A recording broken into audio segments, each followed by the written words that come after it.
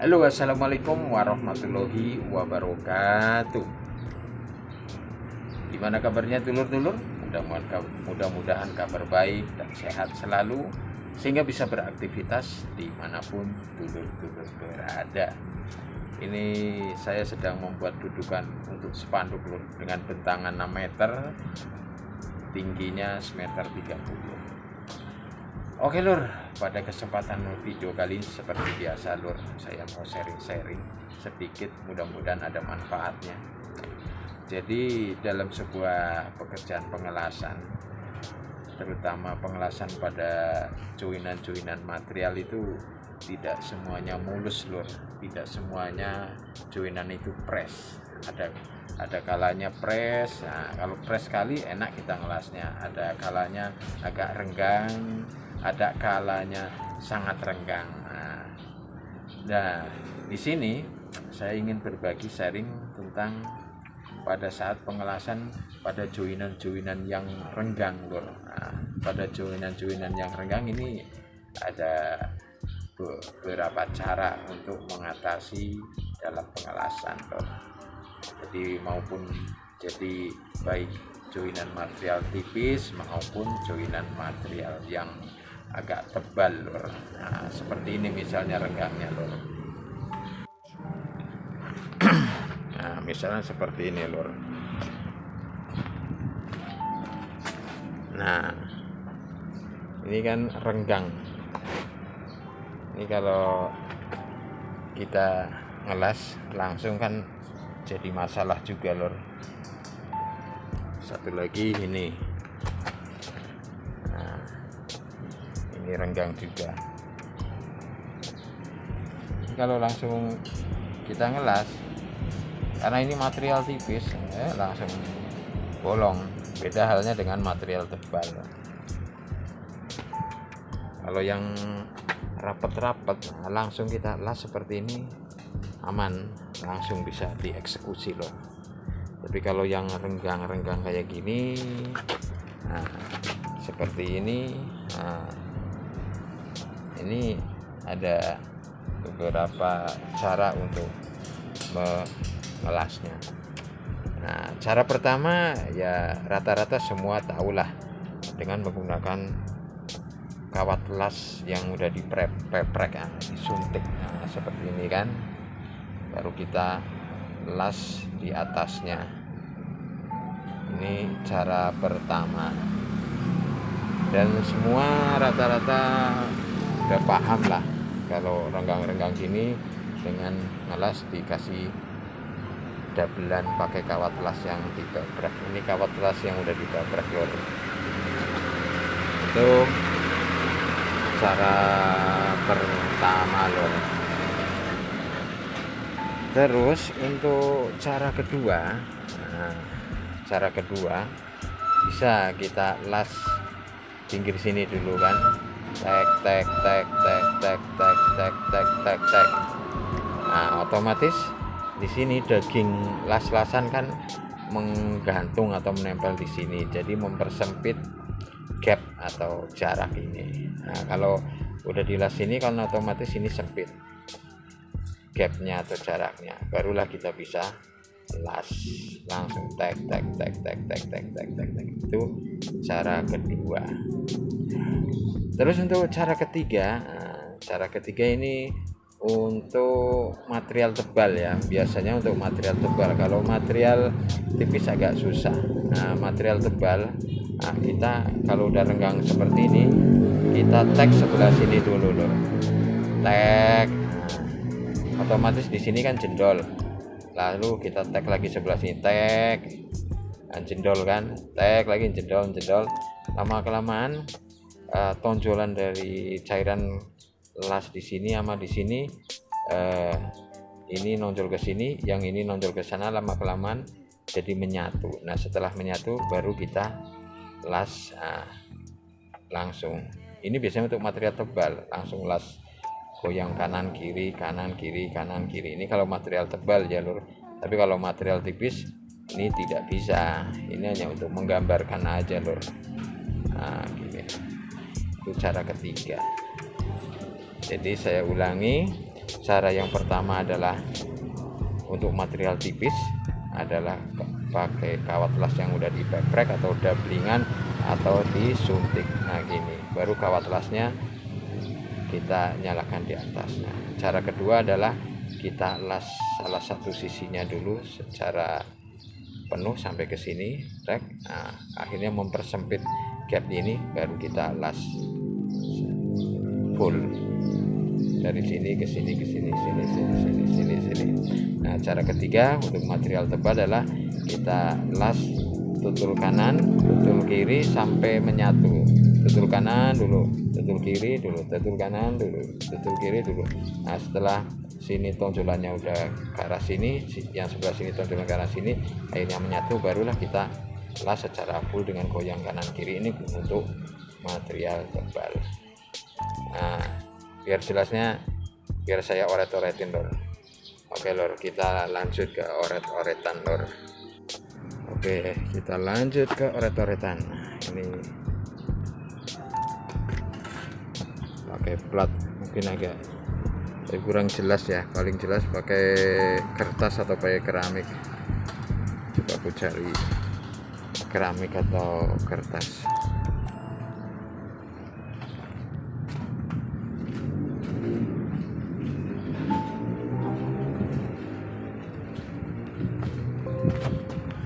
Oh, ini pakai kertas aja lah biar gampang.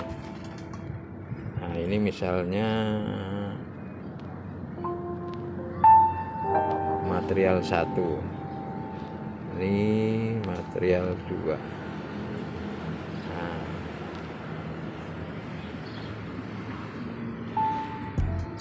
cara pertama adalah ini untuk material tipis,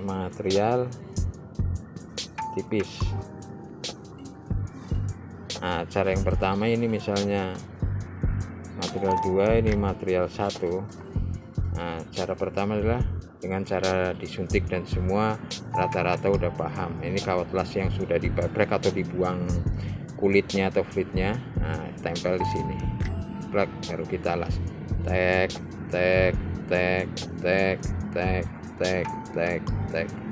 Tek sampai selesai. Ini cara pertama. Terus cara kedua, nah,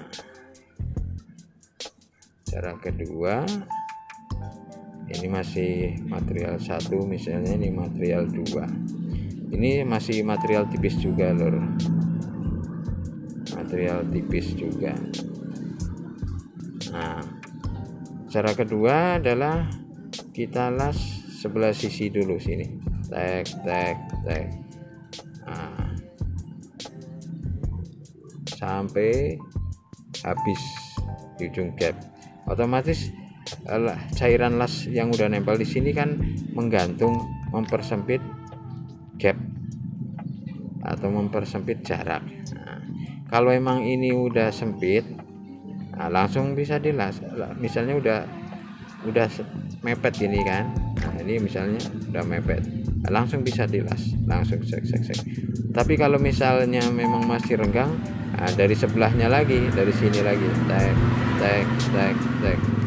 Nah, dari sebelahnya kita las. Ini bulat ini tutulan cairan las lor. Nah, kalau udah sempit, barulah dilas di sini, tek. Langsung dilas bagian tengahnya karena gapnya udah sempit. Nah, langsung rapet. Itu cara kedua. Terus cara ketiga, nah ini untuk material tebal biasanya lor.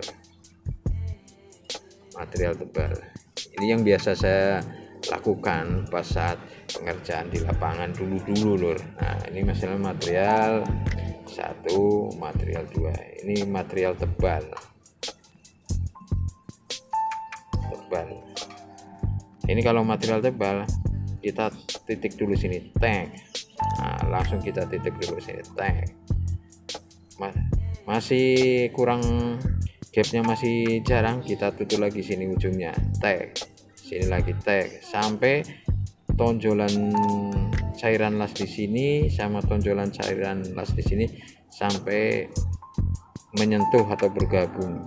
Nah, habis itu baru kita tutul tengahnya, tek. Nah, udah menyatu kan. Nah, karena ini material tebal, langsung kita las secara full dengan goyang kanan kiri, tek tek tek tek tek tek tek tek. Nah, seperti ini lor. Nah, ini kalau jadi fungsi tutulan tutulan cairan las kanan dan kiri ya intinya sebagai ini pegangan cairan las yang kita atur sesudahnya lor gini. Jadi kalau ada ini kan kita putar ke sini, dia masih nempel ke sini, menempel ke sini. Kita putar, goyang ke sini masih nempel maksudnya.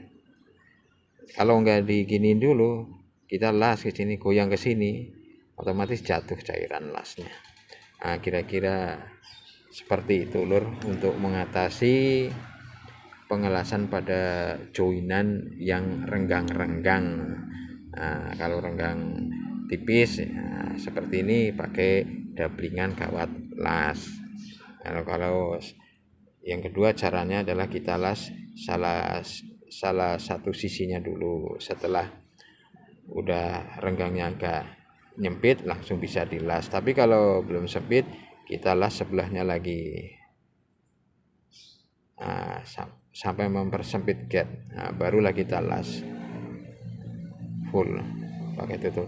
Dan yang ini pun bisa dipakai untuk material tebal lur. Dan seperti ini. Jadi material tipis pakai cara ini bisa. Material tebal pakai cara ini bisa. Jadi ini bisa material tipis. Terus sama ini bisa material tebal. Nah, kira-kira seperti itu lur lah. Walaupun tulisannya jelek, yang penting maksud penyampaiannya dulur-dulur paham lah. Nah, kalau kayak gini kan masuknya ke material tipis. Nah, kan. Nah, paling nanti saya bisa praktekkan di sini mungkin yang ini sama yang ini lor, cara satu sama cara kedua. Kalau cara ketiga kan di sini enggak, di tempat saya ini khususnya belum ada material tebal karena teralis kecil-kecilan lah, adanya paling yang tipis-tipis gini. Kalau material-material tebal ya zaman dulu cerita zaman masih anak muda waktu masih kerja di proyek-proyek besar. Oke lur, mau coba saya praktekkan yang cara satu dengan cara kedua. Oke, saya coba praktekkan cara yang pertama ya lur, pakai dablingan kawat las yang sudah dipepret atau disuntik. Nah, kita tempel di sini. Yang ini kita tempel di sini. Baru kita las langsung di atasnya. Karena material tipis ya seperti biasa lur, putus-putus atau kredit.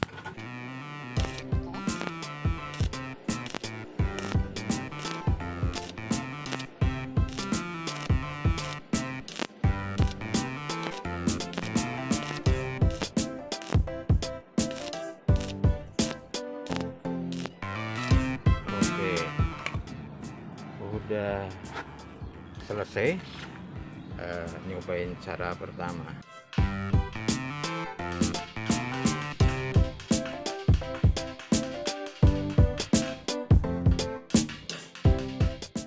Udah rapet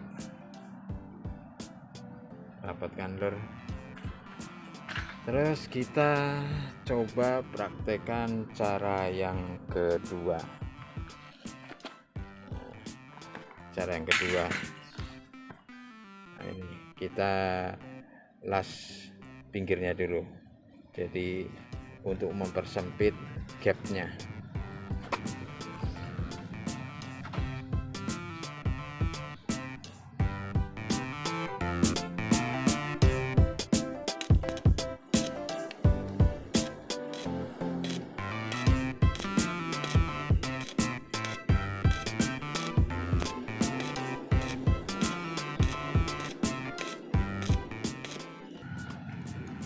Oke, kita ketrek dulu.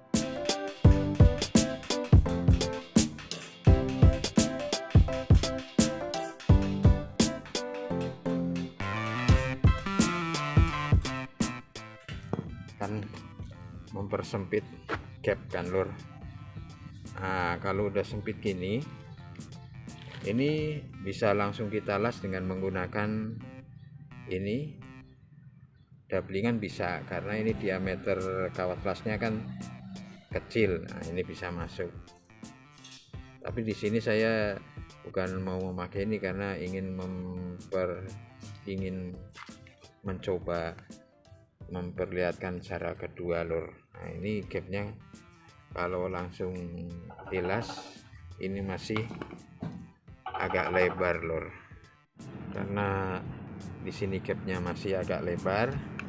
Nah, kita coba las lagi pinggirnya lagi. Tadi satu deret kan, kalau istilahnya satu layer lah.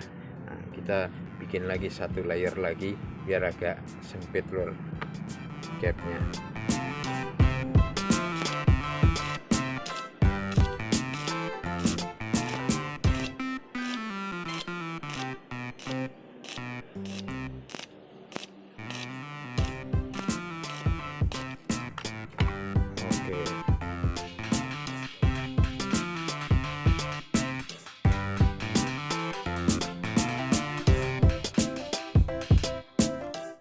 Sekarang udah gapnya udah agak sempit lor. Nah, jadi langsung bisa kita las full.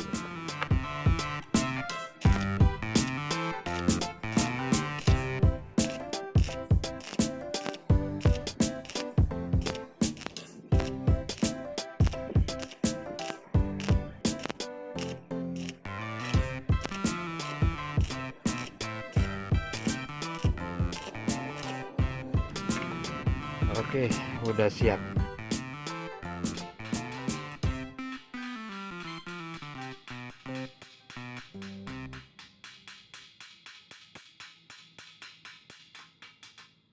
Nah, udah mantap. Nah, itu cara yang kedua. Nah, untuk cara yang ketiga, ya saya rasa dulur-dulur paham lah, ini untuk material yang tebal loh. Jadi material yang tebal. Nah,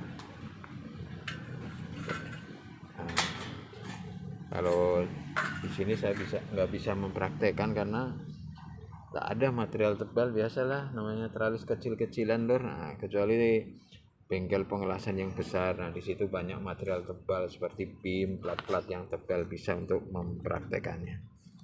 Tapi pada intinya apa yang disampaikan di dalam video ini, dulur-dulur pahamlah apa yang saya maksud.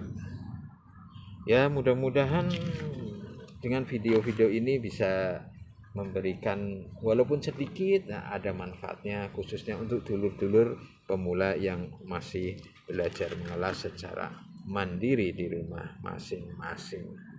Oke lur, mungkin segitu aja videonya. Terima kasih telah menonton video ini, dan juga saya sampaikan terima kasih kepada dulur-dulur yang sudah subscribe selama ini. Dan bagi dulur-dulur yang baru menemukan channel ini, jika suka dan merasa bermanfaat, silahkan like, comment, share, dan subscribe. Terima kasih, sampai ketemu di video selanjutnya. Assalamualaikum warahmatullahi wabarakatuh.